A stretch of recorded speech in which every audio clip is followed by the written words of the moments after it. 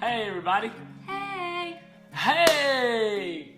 Hey. Oh, I'm just kidding.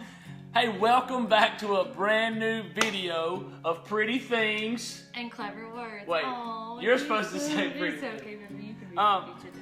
We have a few questions that we want to answer. And we're just excited that you're watching today, aren't we? So the very first question we had this week comes from a guy, and he asked the question, what advice do you have for a smaller guy who desires to put on muscle mass? In other words, how can I pump you up?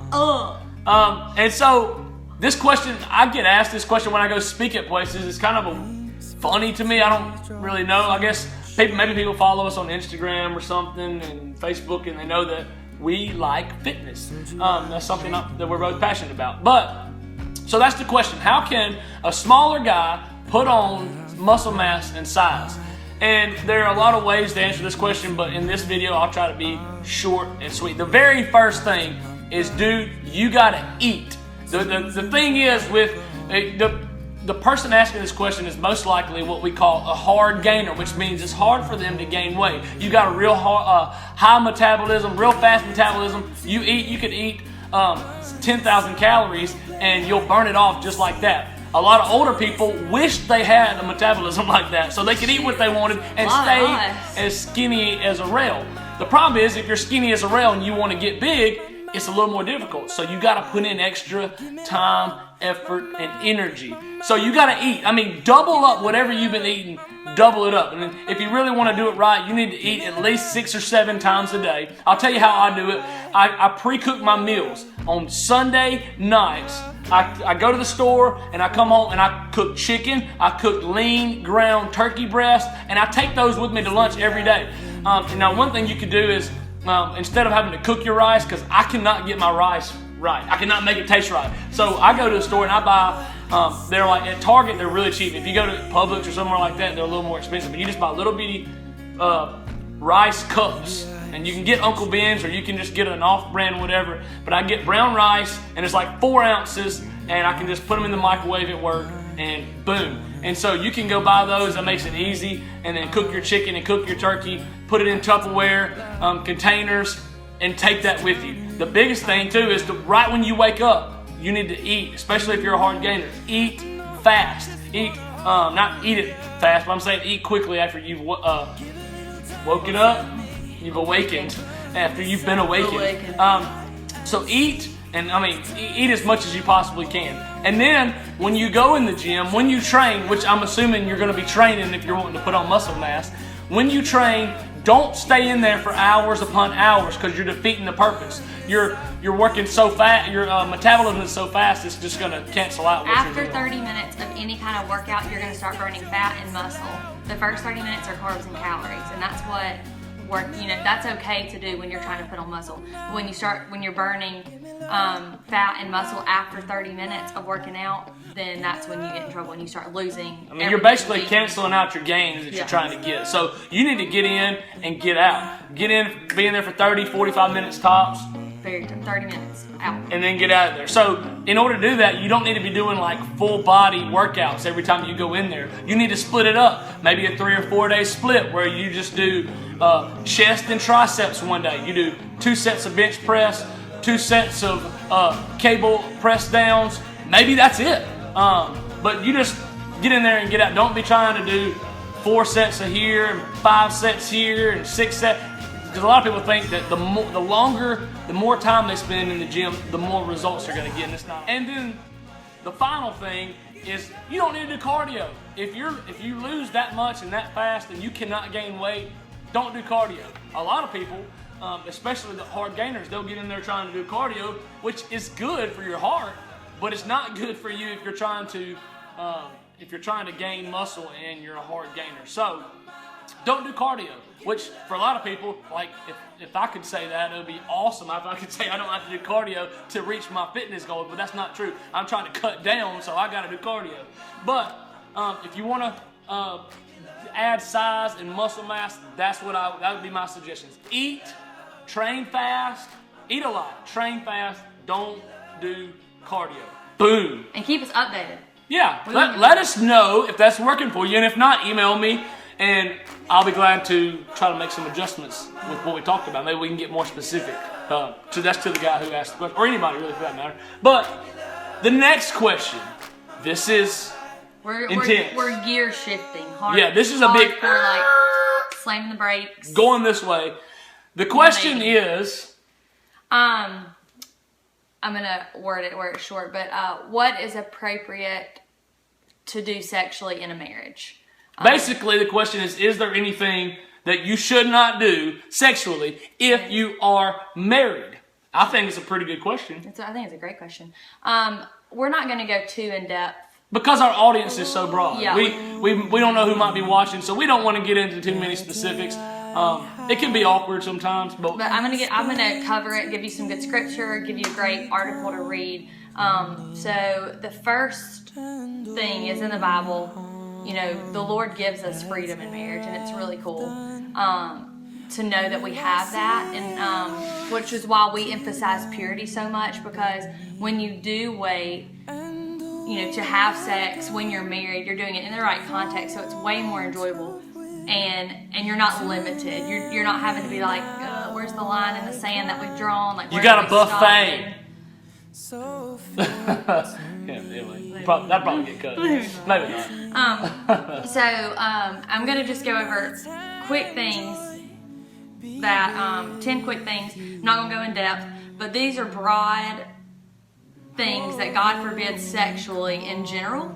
And then I'll kind of jump back into the marriage thing. So the 10 things that I want to let you guys know about that God forbids is fornication, which is immoral sex. That is sex outside of marriage. That is sex with a prostitute. That is sex with family members. That is adultery. Adultery is inside a marriage. If I'm married to Russ and I'm having sex with someone else, I'm committing adultery. That is obviously wrong. The next one is adultery. You know, you're not having sex with someone who's not your spouse. That also goes back to having sex before you're married. If you're having sex with someone that you're not married to, you are committing adultery to your future husband and wife, and that's kind of a knife. And so we're not going to go into these. And if you have questions about any of these, send them to us, and we'll go more in depth on these. Number 3, homosexuality, and that's a big debate going on right now, but it's in the Bible, in the Old Testament, in Leviticus, it's in the New Testament, in Romans, and 1 Corinthians, and it's very clear. A man should not have sex with a man, and a woman should not have sex with a woman, period. End of discussion.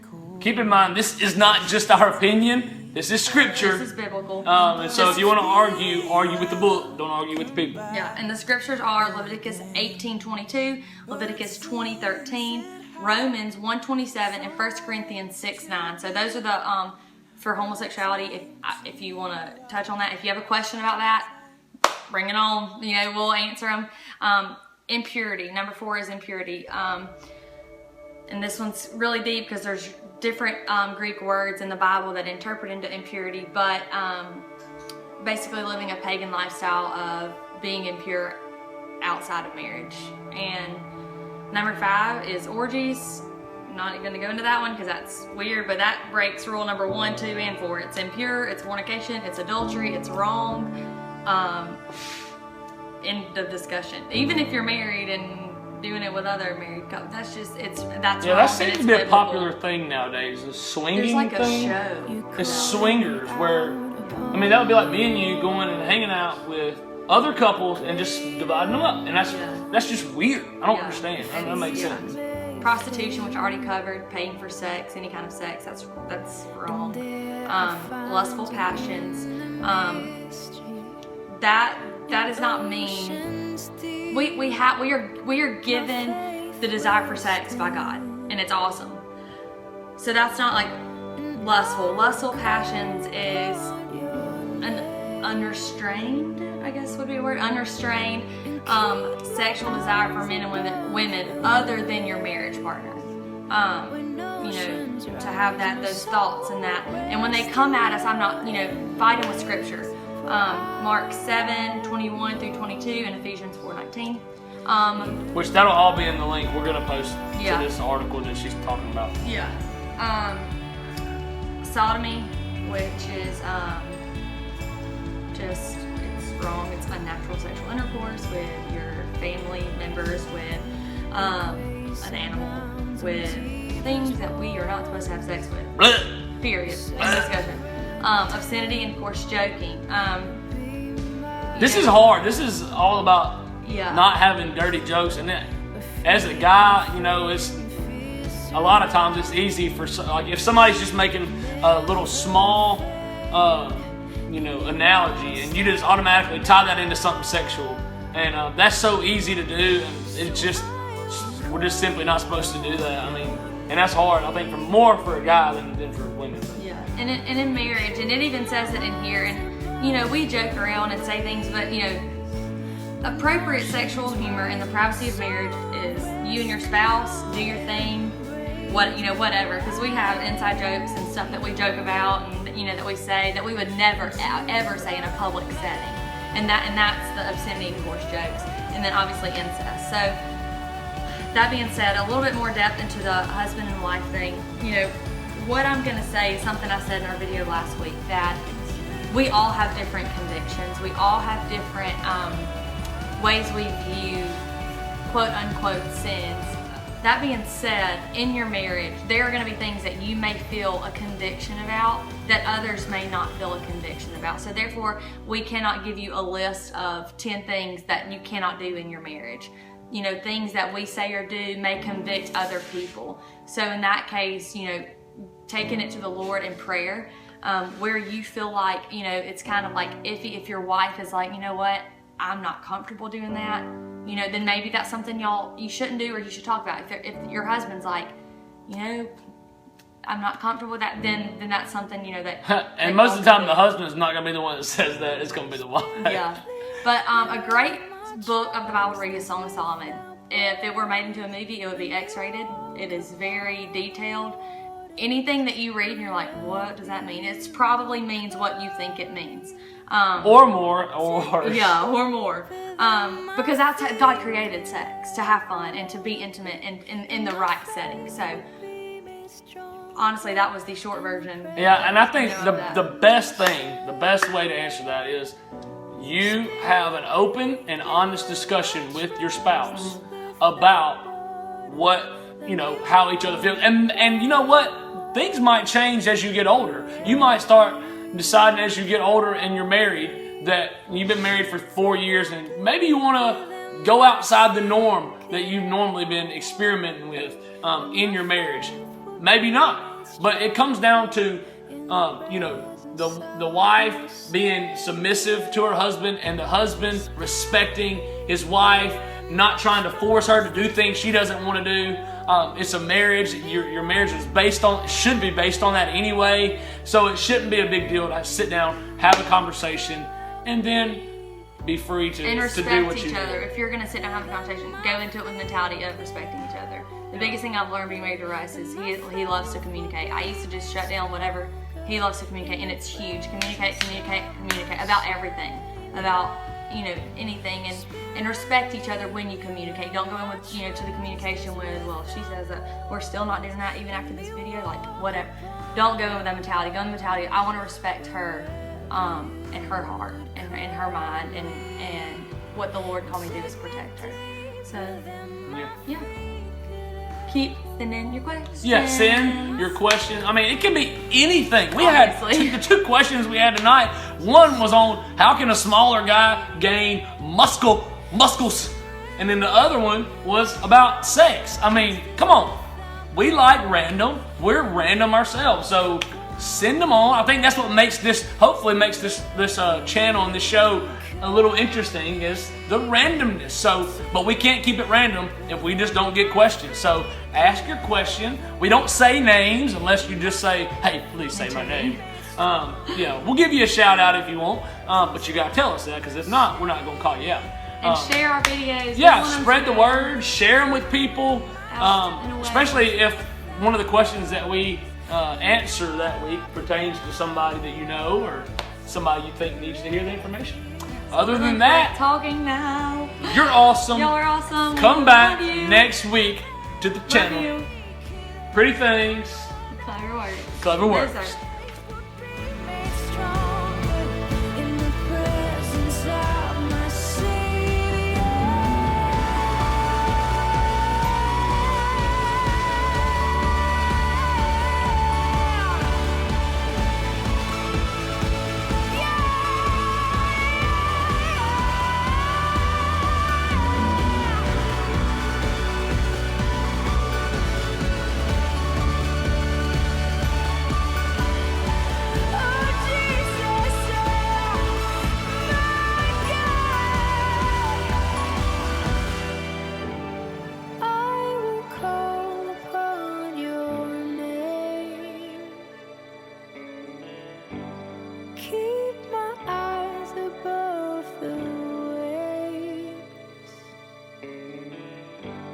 soul will rest in your embrace. I am yours, and you